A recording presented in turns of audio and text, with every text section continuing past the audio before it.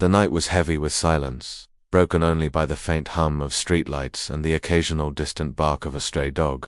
Inside the vast glass building of Crawford Enterprises, where during the day thousands of employees rushed about with clipped steps and buzzing conversations, now only shadows moved.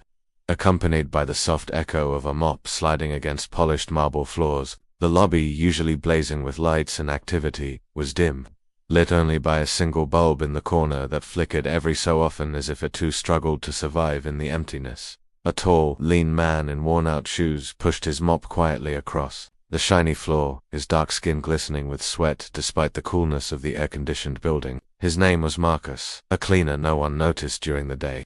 The man who blended into corners, who was invisible when executives hurried past with eyes glued to their phones. His uniform was faded, patched in places his wife had carefully sewn together, yet he carried himself with quiet dignity, his shoulders straight, his eyes alert. But tonight, there was something unusual.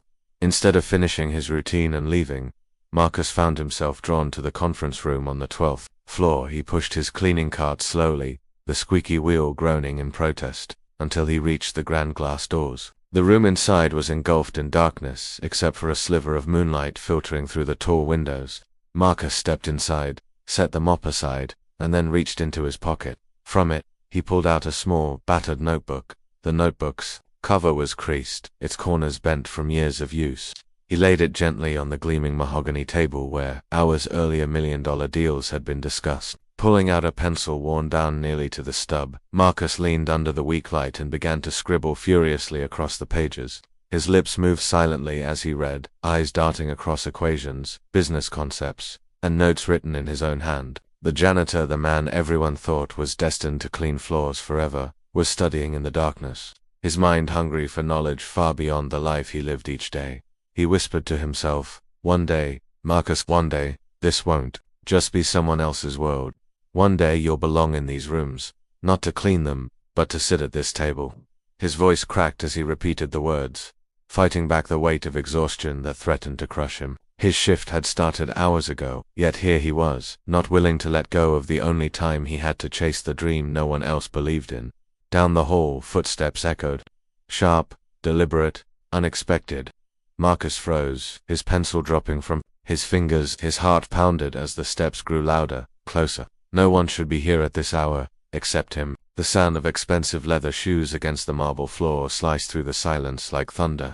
Marcus quickly tried to shove his notebook back into his pocket, panic rising in his chest, but before he could hide it, the door creaked open.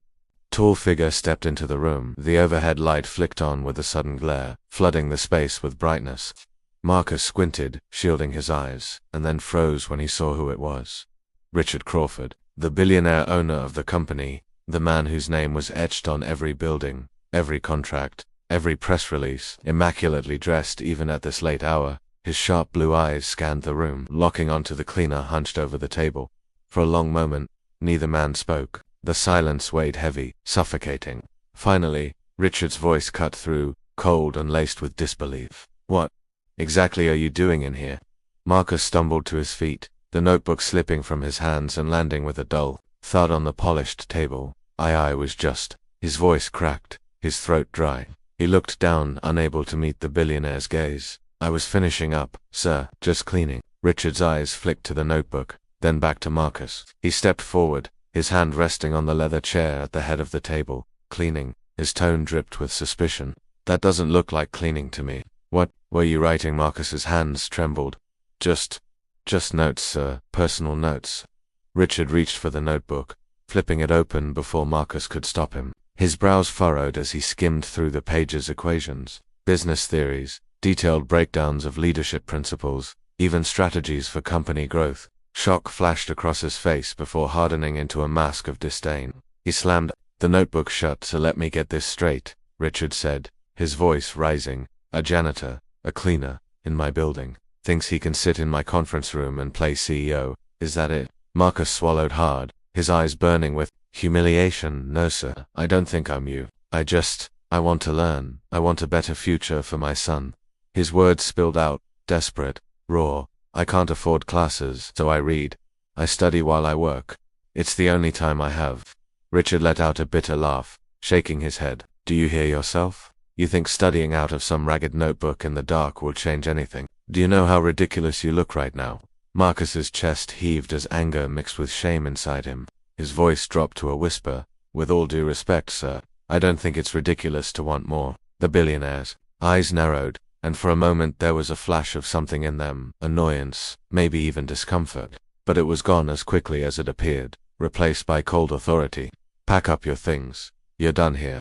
I don't need dreamers wasting my company's time. The words hit Marcus like a punch to the stomach. His legs went weak, his breath shallow. Fired, just like that, for daring to dream. He bent slowly, picking up the notebook with shaking hands, hugging it to his chest as if it were a lifeline. His voice broke. Please don't do this. I need this job. My son here depends on me. But Richard turned away, already pulling out his phone, dismissing Marcus like he was nothing more than a speck of dust on the floor. Security will escort you out. Marcus stood frozen, the room spinning. His eyes darted to the windows, the city lights twinkling far below. His son's face flashed in his mind, little Caleb, only 12 years old, waiting at home, hoping his father would come back with food, with hope. Tears blurred Marcus's vision. As the heavy footsteps of approaching security guards grew louder, Marcus whispered to himself, one day, you'll see, one day. But in that moment, all he had was the crushing weight of loss and the sound of doors opening, ready to push him back into the shadows. The guards arrived. 2 men in dark uniforms whose faces carried no emotion. They didn't need to speak. The orders were already given. One of them gestured toward Marcus. Sir, you need to come with us. Marcus clutched his notebook tightly to his chest, his knuckles white, his breath uneven. He wanted to protest, to scream, to tell them that this was wrong.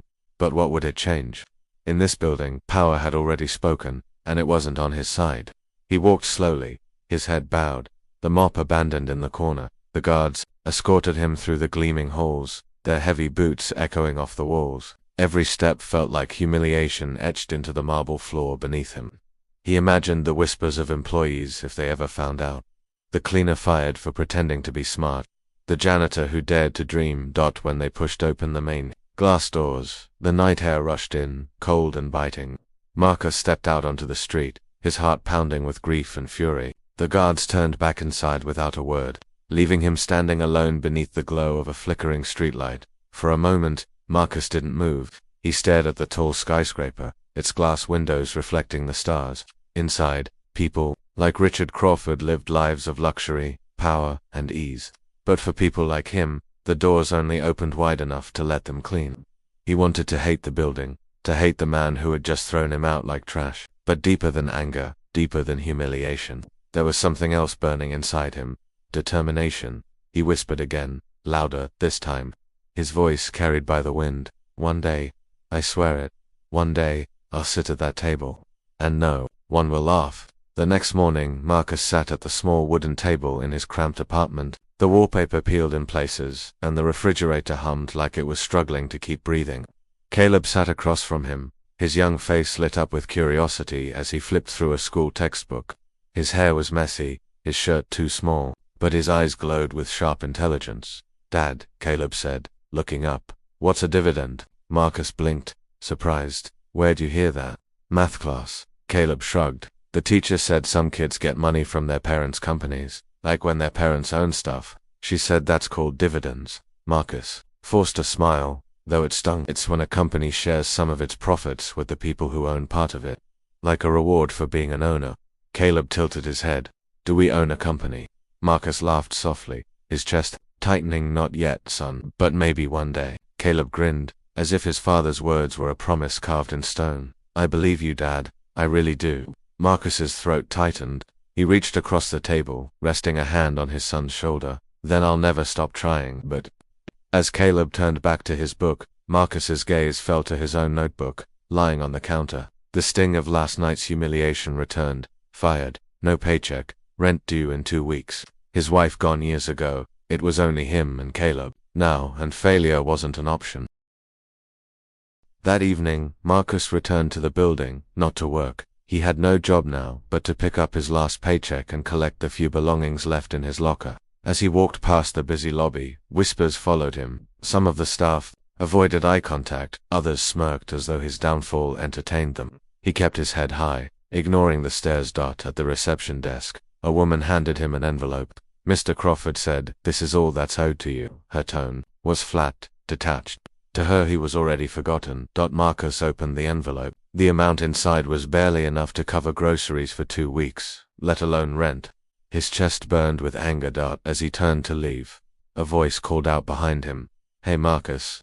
He turned to see Alina, a secretary who often stayed late. She was kind, one of the few who ever spoke to him like he mattered. Her expression was filled with worry. "I heard what happened. I'm so sorry." Marcus forced a faint smile. "Thanks, but I'll be okay." She hesitated, then lowered her voice. "Richard can be harsh. He doesn't understand people like us. But don't give up, Marcus. You're smarter than half the men who sit in that conference room." Her words hit him like a lifeline. He nodded slowly. "I won't give up, not ever." As Marcus walked out of the building, Richard Crawford watched from the mezzanine above, his arms crossed. Something in him was unsettled. The notebook's pages flashed in his mind. Those equations, those strategies, they weren't random scribbles. The janitor had been studying real business concepts.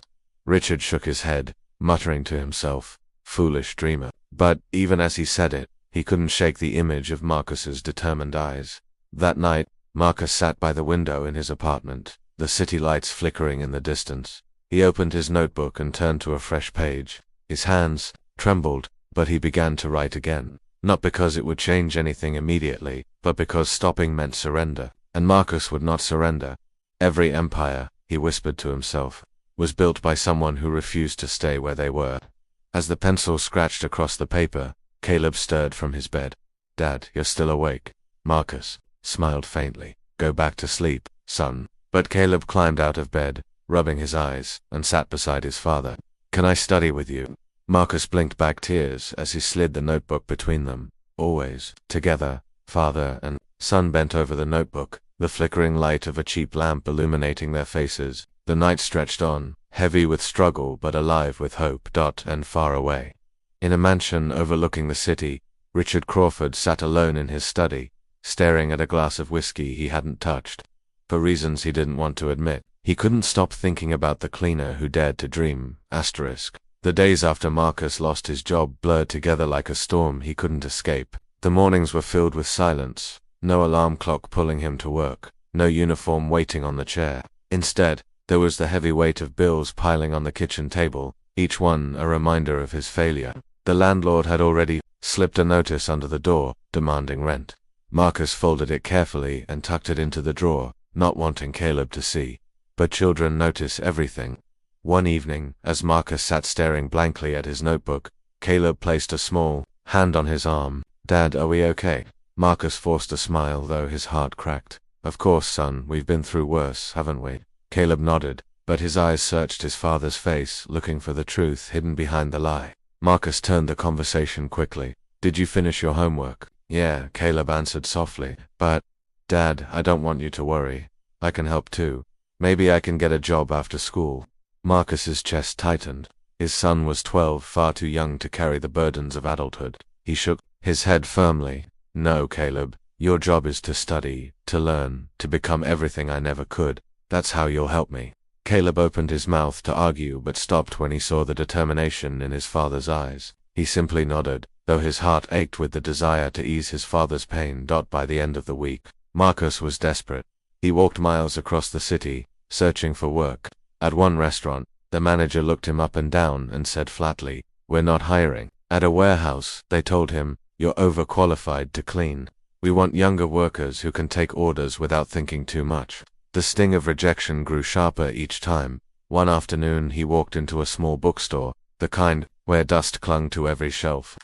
The owner, an elderly woman with glasses perched on her nose, glanced at him skeptically. "You know books don't pay well, right?" Marcus smiled faintly. "I don't care about pay. I care about being around knowledge." She studied him for a long moment before sighing. "Part-time, minimum wage. Cash at the end of each week." It wasn't much, but to Marcus, it was salvation. He nodded gratefully. "Thank you." That night, Caleb rushed to hug him when he came home. "You got a job?" "Yeah," Marcus chuckled. "Not much of one, but it'll keep us going." Caleb's eyes lit up. "At least it's books, Dad. That's perfect for you." And indeed, it was. During the slow hours at the bookstore, Marcus devoured pages. Business, history, psychology, economics. He read anything he could get his hands on. The owner noticed, but instead of stopping him, she began setting aside books she thought he'd like. "If you're going to be here," she said gruffly one afternoon, "you might as well use your brain." Weeks passed, and Marcus's knowledge grew sharper. He filled his notebook with new ideas, sketches of business models, and dreams for the future, but life was still merciless. The rent was overdue, the electricity threatened to shut off, and Caleb needed new shoes for school. Marcus worked long hours at the bookstore, but it wasn't enough. Meanwhile, Richard Crawford had all but forgotten about the incident, or at least, he tried to convince himself he had. But late at night, when he looked out over the city skyline, he found himself thinking about the cleaner's notebook. He told himself it was nonsense that a janitor scribbling in the dark could never amount to anything. And yet, there was something in Marcus's eyes that had unsettled him, something he couldn't erase. One evening fate intervened. Crawford Enterprises was hosting a charity gala at one of the city's finest hotels. The wealthy mingled under chandeliers, their laughter echoing over glasses of champagne. Richard moved through the crowd effortlessly, shaking hands, exchanging pleasantries. He was in his world, the world of power, but as he turned toward the bar, his gaze froze. Across the room, balancing a tray of glasses, was Marcus. The janitor worker had taken an extra job as a waiter just to scrape together more money. His uniform was too big, his shoes scuffed, but his posture was straight. He moved carefully, with quiet dignity. Even as some guests sneered or waved him off like he was invisible, Richard's chest tightened. He hadn't expected to see Marcus again. For a moment, their eyes met across the room. Recognition flickered in both of them. Marcus quickly looked away, focusing on his tray. But not everyone ignored him. A group of wealthy young men, half drunk and eager to amuse themselves, blocked Marcus's path. "Hey waiter," one of them drawled, smirking. "Do you even know how to carry that properly? Don't spill on my suit. It costs more than your life." The others laughed cruelly. Marcus's jaw clenched, but he said nothing. He lowered his head and tried to move around them. "Oh, come on," another sneered. "Say something, or are you too stupid?" Richard watched from across the room, his expression unreadable. He saw Marcus's hands tremble, not from fear but from the effort of holding back. Finally, one of the men reached out, knocking a glass off the tray. It shattered on the floor. "Oops," he said mockingly. "Guess you'll have to clean that up." "Cleaner." The word cut deep. Laughter rippled through the group. Marcus crouched silently, gathering the shards of glass with steady hands. His dignity screamed inside him, but he refused to give them the satisfaction of seeing his rage. Then, softly but firmly, he spoke. "Careful. One day you might be working for someone like me." The laughter stopped. The drunk men stared, then burst out again, louder than before. "You a janitor, working for you. That's the funniest thing I've ever heard." Richard's chest stirred with something he couldn't name. He should have laughed too, should have turned away. But he couldn't. As Marcus stood, holding the empty tray, his eyes met Richard's once more. For a fleeting second, Richard saw not a waiter, not a cleaner, but a man unbroken by humiliation. A man who believed his words, no matter how impossible they sounded. And in that moment, Richard Crawford felt something he hadn't felt in years: unease. The gala ended with Marcus slipping out the back door, his chest still burning from the humiliation. He walked home through the cold night, his empty tray still in his hands, his son's face haunting him. He replayed the words he had spoken to the arrogant guests. "One day you might be working for someone like me." They had laughed, but Marcus hadn't said it as a joke. He said it because deep down he believed it. The following week, Marcus worked himself to the bone. Mornings at the bookstore, evenings at catering jobs, nights spent studying by the dim lamp with Caleb beside him. His body ached, but his mind refused to quit. And slowly, small things began to change. He started writing ideas for a business. Simple at first, ways to make the bookstore more profitable, ways to improve services in local shops. Caleb, curious and bright, added his own thoughts. Together they sketched a dream too big for the tiny apartment they lived in. But fate wasn't done testing them. One afternoon, Marcus returned home to find Caleb sitting outside their door, his backpack at his feet. His eyes were red. "What happened?" Marcus asked, kneeling beside him. Caleb hesitated, then whispered, "They laughed at me, Dad, at school. Some kid said I'll end up like you, that I'll be nothing but a cleaner." His voice cracked. They said dreams don't matter for people like us." Marcus's heart shattered. He pulled his son into a tight embrace. "Listen to me, Caleb. Don't you ever believe that, you hear me? Don't you ever? Caleb buried his face in his father's chest, trembling. Marcus's voice grew fierce, his eyes burning with determination. They don't see what you're capable of. But I do. And one day, the whole world will. The next morning, Marcus brought Caleb to the bookstore. He set him at a table, surrounded by stacks of books. If they won't believe in us, then we'll believe in ourselves. Starting now. From that day forward, father and son studied together, not just at night but every spare moment. The bookstore became their classroom. The notebook grew thick with ideas, filled with Caleb's handwriting next to his father's. But across town, Richard Crawford couldn't forget the sight of Marcus at the gala. He told himself it was ridiculous, that a cleaner-turned-waiter meant nothing.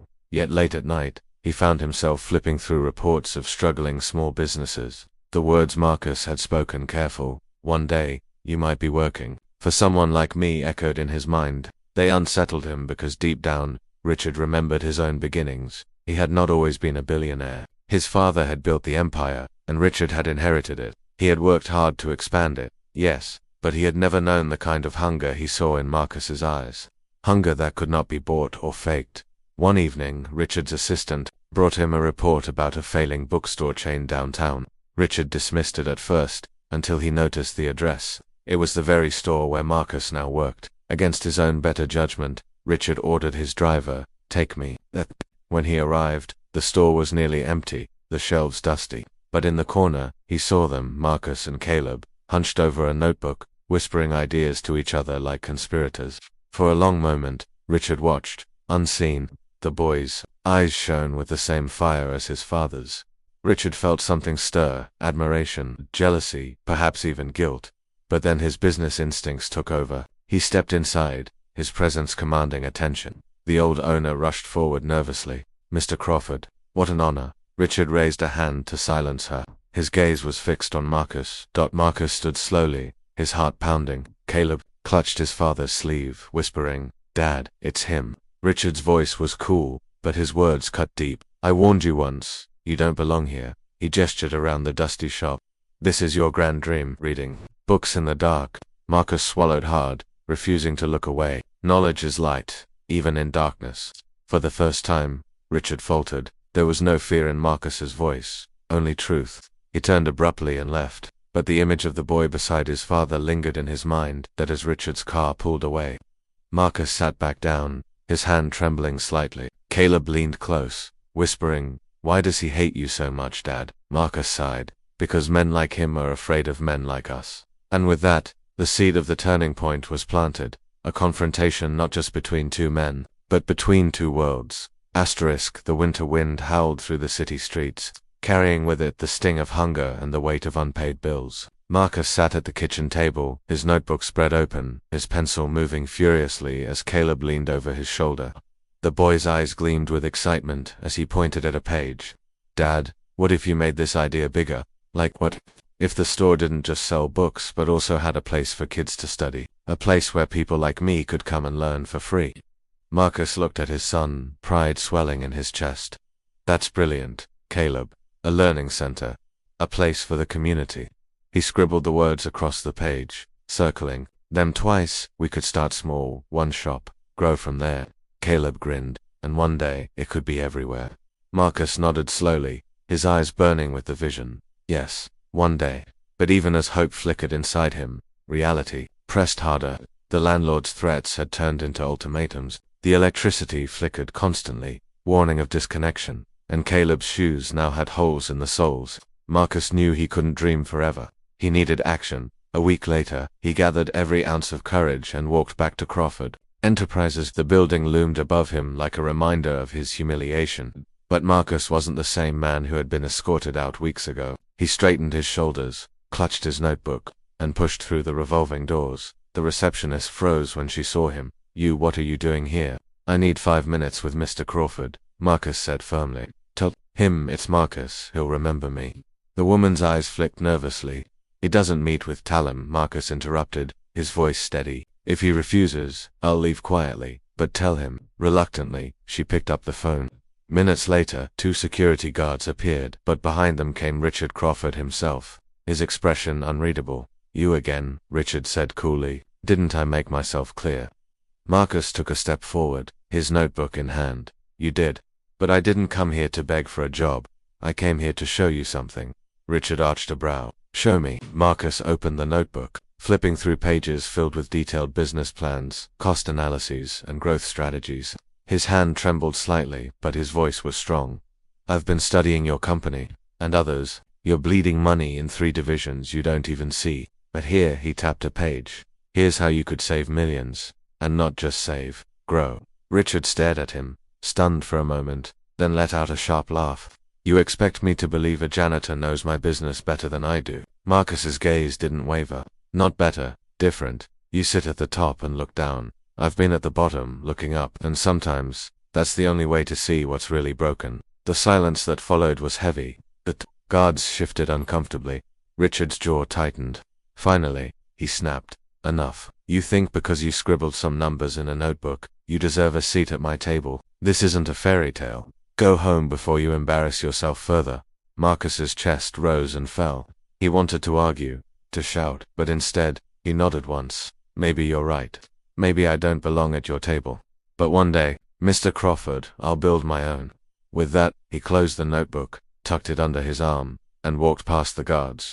His steps steady despite the fire burning in his veins. Richard watched him go, something gnawing at him. The confidence in Marcus's voice, the clarity of his ideas. They weren't the ramblings of a fool. For the first time in years, Richard felt challenged. That night, Marcus sat with Caleb at the kitchen table again. He recounted the confrontation, and Caleb's eyes widened. You said that to him, that you'll build your own table. Marcus smiled faintly.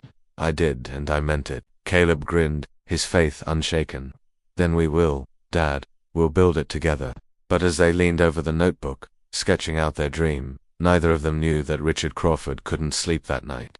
The billionaire found himself pacing his mansion, haunted by the words of a man he had dismissed as nothing, a janitor who had dared to challenge him, and deep inside, Richard knew something dangerous. Marcus might actually be right.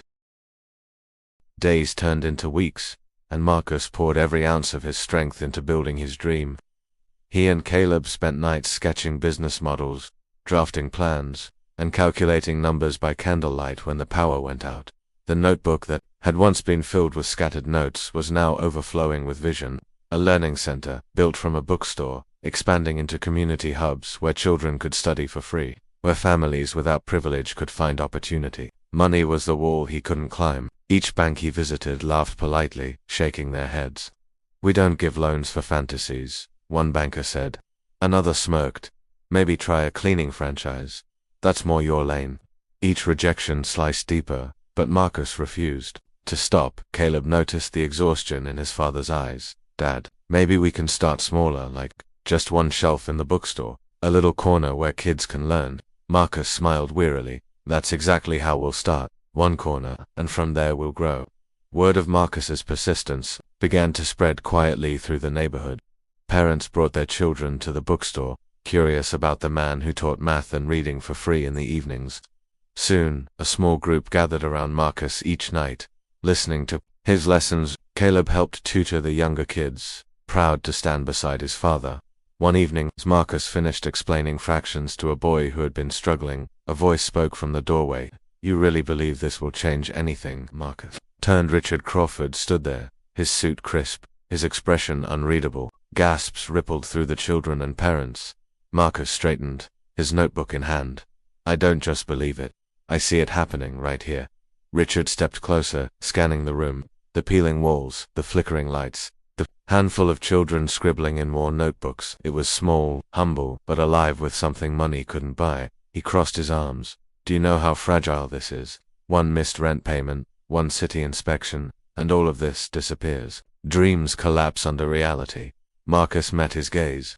Maybe, but reality collapses when people stop dreaming.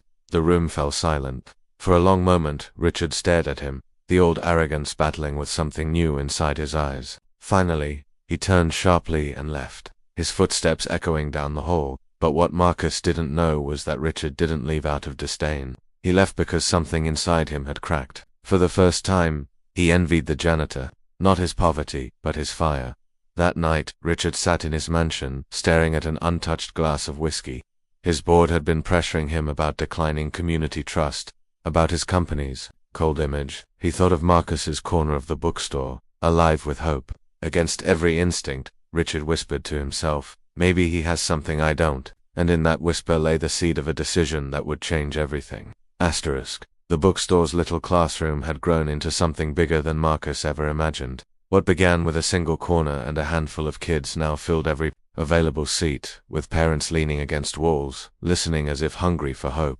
Marcus taught late into the night, his voice carrying passion even when his body ached. Caleb sat beside him, proud, helping children with their work. The dream was no longer just a dream, it was breathing, but reality crept in. The landlord knocked one evening, his tone sharp.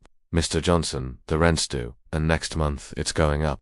If you can't keep up, you'll have to move out. Marcus's heart sank. He had scraped every dollar from his cleaning job to cover rent, supplies, and books. The thought of losing it all crushed him, but he refused to show fear in front of the children.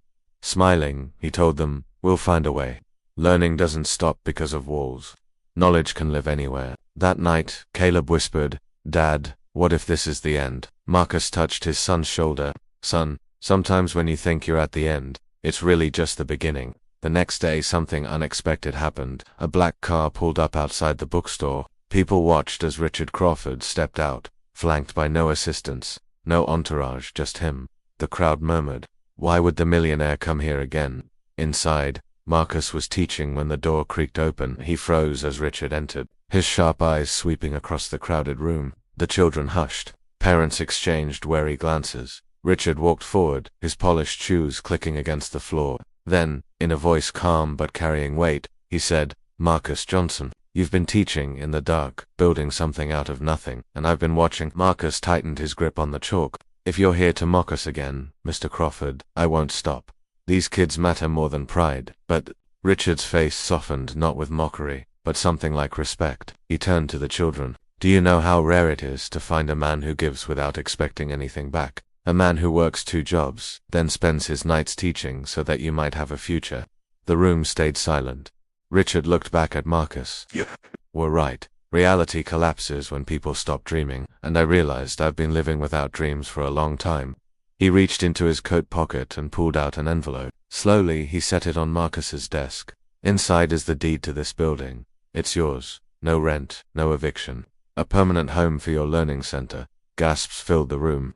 Marcus stared, stunned, unable to move. Why would you do this?" Richard's voice cracked slightly. "Because I was blind. I thought money was power. But power is nothing without purpose. You gave me something I couldn't buy. Perspective." Tears welled in Marcus's eyes. He sank into the chair, shaking his head. I don't know what to say." Richard placed a hand on his shoulder. "Say you'll keep teaching. Say you'll keep proving that dreams built in the dark can light up the world." At that, the room erupted in cheers. Children clapped, parents hugged. Caleb rushed to his father, eyes wide with joy. "Dad, we did it. Your dream is real." Marcus hugged his son tightly. For the first time in years, his voice broke not from exhaustion but from overwhelming gratitude. "No, son, our dream is real." Richard stepped back, watching the celebration with a faint smile. For the first time in his life, he felt like he had given rather than taken. The millionaire who once mocked a janitor had become his supporter, transformed by the very man he once underestimated. As the night wore on, the bookstore glowed with warmth, laughter, and possibility. The darkness that once defined Marcus's life had been replaced by light, not the light of wealth, but the light of dignity, respect, and community. And as Richard left quietly, he whispered to himself, "Sometimes the richest man in the room isn't the one with money,